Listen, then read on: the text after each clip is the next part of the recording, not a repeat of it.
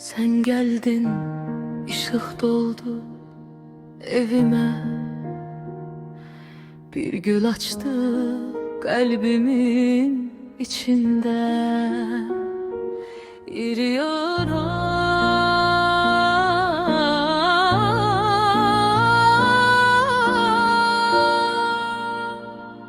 Kiçik ellerin tuttu elimden. Dünya değişti birce an içinde. Gülüşün düştü benim ömrüme. Sevinç yazıldı her günüme.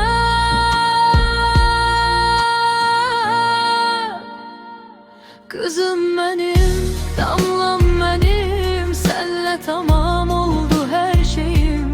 Sen benim en saf duam, bu dünyada en güzel payım. Kızım benim, damlam benim, senle tamam oldu her şeyim. Sen benim en saf duam, bu dünyada en güzel payım.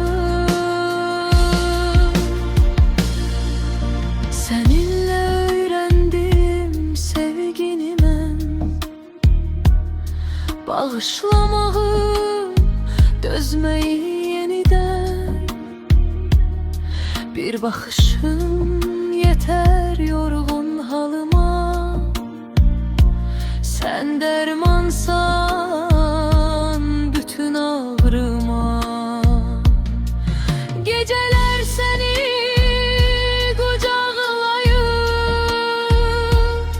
Allah'a dua edirem, seni korusun her kederden. Gülüşün hiç solmasın diye.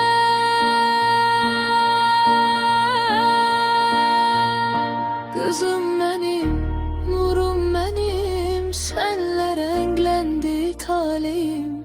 Sen benim en büyük hoşbəxtliğim, bu dünyada en güzel servetim.